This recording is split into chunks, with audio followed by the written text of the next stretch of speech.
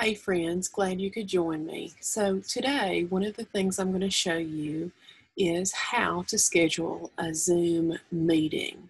So the first thing you're going to want to do is create a Zoom account, or perhaps your school has a Zoom account. So you want to do that. So this is your, I guess you call it the home page. So the first thing I'm going to do is go onto my account, and mine automatically opens up to the profile page you'll see. So the first thing I'm going to do is I'm going to go over here to my right handed corner to schedule a meeting. So I'm going to click schedule meeting. And so it's going to bring this menu up to the topic and some other key pieces of information. So the first thing I'm going to do is type the title of my meeting. So I'm actually going to type in video for scheduling meeting. So that will kind of help me know what I'm doing. I'm actually going to hit Zoom meeting. So I'm going to title this video for scheduling Zoom meeting. So if I go back and look at this later, I'll know exactly what it is.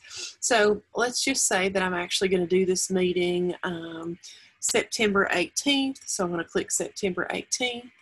It's going to ask me for the time. So 12 o'clock, I may not like that. So I'm going to go to 2 o'clock. It gives you an option of AM or PM. So of course we're going to leave it for PM. The duration, we'll say, let's say 2 hours. It won't really take that long, but let's say 2 hours. It's going to ask you for your time zone. So go ahead and put that in. It's going to ask you if it's a recurring meeting. So that might be a meeting that will happen every Monday at 12 o'clock. So this is not a recurring meeting. It's just a one-time meeting. So it's going to ask you for registration, and if that's required, I don't want that to be required. I just want to be able to send my link out. So the meeting ID, typically I ask that it generate this automatically because if I give it my personal meeting ID room, which you can see here, that will be the same one every time. So say that I have 6 different classes. Typically I like for it just to generate automatically so that each time in each meeting that has a unique code. So that's just an added safety feature so that each time the code is unique. That's just an added safety feature. So for here, it's going to ask me if I want a passcode. Personally, typically I don't ask for a passcode, but if you're looking for security and you want to make sure that maybe only your students are in the meeting, you could have a passcode. The next option is for waiting room. The waiting room is a pretty neat feature. So say that you may have first period English and second period English, and you're going to use those within the same meeting. So in that case, I might want to activate the waiting room because I wouldn't want my second period English students to come in while I'm teaching my first period classroom. Okay, so the waiting room is a feature that you can put them in the waiting room and it'll ask you as the host to allow them to come in. So you could make them wait in the waiting room for a few minutes. The second part is the video. So there's a host feature. And then there's also a participant feature, and that's asking, can the participants turn on their video? In this case, I want them to have their video on for different reasons. You may want to check and make sure your students are paying attention or something like that. And as a host, I'm going to be the teacher of the classroom, so I'm going to put my video as on, okay? And then this can be changed as you go. The audio, so this feature is nice if maybe you have a person who won't be in front of their computer during the class period or during the Zoom meeting. So if you would like for them to have the option of telephone, you could put both, okay? So you have the option for telephone or computer audio or both. Typically the meetings I pick, I just go ahead and have the computer audio, okay? If I'm traveling or if I know somebody in my meeting is traveling, I typically do both. That way there's computer audio and then there's also an option to call in. So that's up to you, but typically the most popular one for my practice has been that just do the computer audio, especially if you have people who are not tech savvy. So here are the meeting options, and you have one, it's enable join before host. So let's go back to the first period English and second period English scenario. So say you've got your first period English class, and for whatever reason, you know you've got a staff meeting that morning, and you know that you're not going to be able to log into the meeting until the class would start, which in this case, let's say it's 8 o'clock.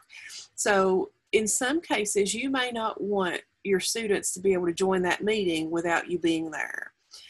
So in this case, it's enable before host. So if you wanted those students to be able to join before you join, then you're going to click that. But if you want the students to have to wait for you to arrive, then I would uncheck that box. So you're going to have to think about it if it's a classroom situation, whether you want those students joining without adult supervision on Zoom. Personally, I would not want students to join the meeting unless I'm there supervising them, because who knows what kind of trouble they're going to get into. This is a pretty good one. Mute participants upon entry. So if I wanted those participants to be muted, I would do a checkbox on that. So I'll give you an example of sometimes that maybe this would come in handy. So I'm doing a training in October where students will be participating. So I expect that there will be between 75 and 100 students there. So I know that probably most of my students won't know how to mute, okay? It's kind of a new tool and a new way as far as our virtual learning. So I know that some of our students won't be able to mute when they enter. So I want to mute them automatically when they come in. In this particular case, it's not really that important that they can speak. It's just important that everybody can hear me. So I'll give you a scenario. A few months ago, what happened. There was a training that I was facilitating. I wasn't actually the presenter, but in this particular training, there were some students in there, and there were also some teachers. It was actually an Equipping Minds training. So there was a student who participated, and he had a lot of noise. He would talk a lot and things like that. So I would have to go in and mute him, and then he would unmute and those kinds of things. So just make sure that you think that through. Another issue you may have is people joining and having a lot of background noise at their house, especially in the time of learning where sometimes teachers or students are obviously going to be at home. So there's lots of other action going on at home, or even students who are at home when their families are there. So sometimes you may hear things, and your students who are also participating may hear things that it may not be appropriate. So if I were having students join, I would definitely mute participants upon entry, and then I would teach students how to unmute when that time comes. So just a little bit of a safety feature. And also, if you have 20 or 30 students, you don't want background noise from 20 or 30 students' homes. Let's see. So the next one that I really like is the breakout room pre-assign. You can assign students to breakout rooms. So this would come in handy if you already have your users pre-assigned and you're going to have them register and all that kind of stuff. You can pre-assign that breakout room. The last one is automatically record meeting. Now, I do record some of my meetings, sometimes for different reasons. Sometimes I might want to post it for others to view. Other times I might want to just record it for my own personal self so that I can go back and make sure that I did a good job. Oftentimes I forget to record the meeting, and then the meeting's over and it's like, oh, I wish I had recorded that. So think about if you want it automatically recorded. Now you can go ahead and set that to record at a later time. But you have to remember to do that.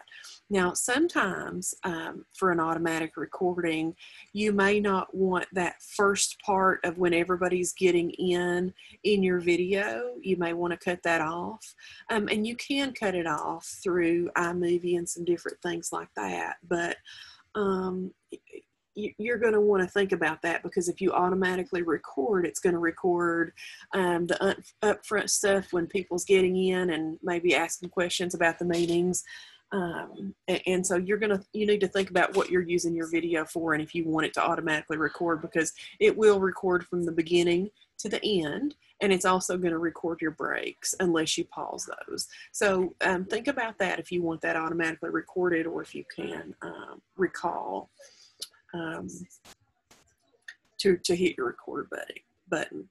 So then I basically just hit save from there. And then one thing I skipped was alternative host. So here at the KVEC office, sometimes we team up, and oftentimes several of us will be on there. So if I wanted, say, Doug Smith to be an alternative host, then I would put him in there.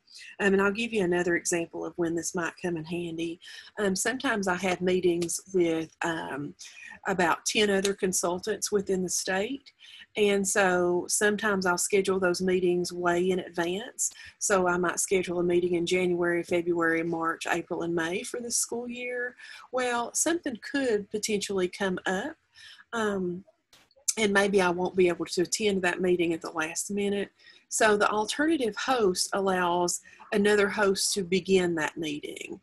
So that's good. And then it'll also allow that person to take some of the controls over that participants won't have. So think about that alternative host if there's a possibility you won't be there. And I'll give you another example of that here. About a couple months ago, I was in a meeting that I had scheduled, and there were 2 other participants in that meeting. Well, we took a break, and I had a family emergency pop up, and I had to leave pretty quickly from the meeting. So I was on a break, so I just texted the participants and said, hey, gotta go, but the meeting, I want to leave the meeting running on my computer. Well, in this particular scenario, I was sharing my screen, and the other ladies were just listed as participants, so they really couldn't do anything except for stare at my screen, which I had left up. So in that case, an alternative host would have been a nice feature, because they could have went ahead with the meeting, but what they had to do was just log out of that meeting and start a whole nother meeting. So anyway, it's good to have an alternative host, and you can assign those after the meeting begins, but it's kind of nice to have an alternative host, because we really don't know, when an emergency might come up. So then from there, I just hit save. All right, so you have your topic, of course. That's what we named it, video for scheduling Zoom meeting. We have our time. So here you can add it to your calendar if you would like.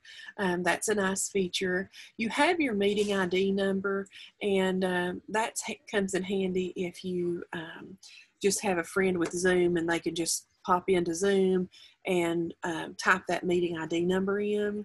Sometimes I go to meetings like that where the host will just send that. The security, we can see there's no passcode and there's no waiting room. This is typically what I send out in most cases when I'm having a meeting. So I'll just copy this link, and there's over here, I'll hit the copy invitation. You can see what it looks like, and so I'll just copy the meeting invitation, copy here, and then I'll go into my email, and I'll just paste that within my email, okay? So if you don't want to copy all of that extra writing, I'll just usually highlight it, hit Control-C, and it copies it, and then I'll go into my email and I'll paste, and I'll say, hey, we're having a meeting September 18th. The meeting is going to start at whatever time we're going to start, and here's the link. And so that's usually what I do. So then it kind of reviews with you. Your host video will be on, your participant video will be on when the participants join. Also, we're going to use computer audio, so it just gives a nice summary of what's going to happen during the meeting. Okay. So down here are some nice things, polls. and there'll be another video for how to create polls, but I like polls because it's something I could, number one, do in advance, and number two, it's really good for progress monitoring, formative assessment, any kind of data collection you're doing. That gives me that opportunity to do that, and I'll make another video about polls. Live streaming, let me click on that one. So you can live stream these meetings through Facebook or YouTube. I personally am not familiar with Workplace, but I actually participated in a training where I did some of the training. It was for a school system, not in the KVIC region, but for another school system. And they live streamed that out on their YouTube channel. So that's nice as a teacher if you have a YouTube channel or you want to do Facebook Live. And there may be some options where you want to do that. I personally wouldn't think that if you had students involved in the meeting who were participating, that you would want to Facebook or YouTube that. But, you know, there are certain times if you're training other teachers, or maybe you're just making a video that you want your students to access and you're not going to have students there. You just got to think about all of the different scenarios. Let's go back quickly and click on polls. So it says I haven't created any yet. So I want to go over here to add. And so quickly it just lets you add your polls over there, and we'll cancel that out and I'll go through that with you at another time. But just wanted you to see what that looks like. Okay, so your meeting is all ready to go. So let me go back to my meetings. Okay, so this is all saved. You don't have to save it anymore. Okay, so I want to go back to my meetings. I want to show you where this comes up. So it's September 18th. So you'll see it's right here. So video for scheduling Zoom meetings. So what I'll do when I'm ready to start this meeting and it's 2 o'clock on September 18th, or probably about 1:30, I'll go in and I'll hit start the meeting. But let's just hypothetically say that you put the wrong time in. Your meeting really isn't at 2 o'clock. Let's just say it's from 12 till 2. So you can go in and edit that meeting, and I'll show you what that looks like. So let's just go with, we put the wrong time in there. So let's say it's from 12. So I'll go ahead and put 12. So it's at 12, and let's say it's not going to last till 2 o'clock. Let's say it's going to last till 3 o'clock. So I could go in there and do that. I just go back down again, make sure everything else is correctly, hit save, and boom, there it is. The meeting link is still, it'll remain the same for you, okay? So let's go back to my meetings and look at that real quick just one more time. So this gives you, again, that meeting ID. If you have folks that are just going to type that meeting ID in, which they'll already have to be on Zoom when they do that. But then when I'm ready to start, I just go back and you can see it updated my time from 12 to 3, and I'm ready to start. So one of the things that sometimes people will call me about it, they'll say that they have a meeting or whatever and it's not showing up, or they've had a meeting before. If you'll go up here to previous, it shows the previous meetings that that you've had, okay? So, but the upcoming meetings are in the upcoming, okay? The upcoming. All right, thanks for listening.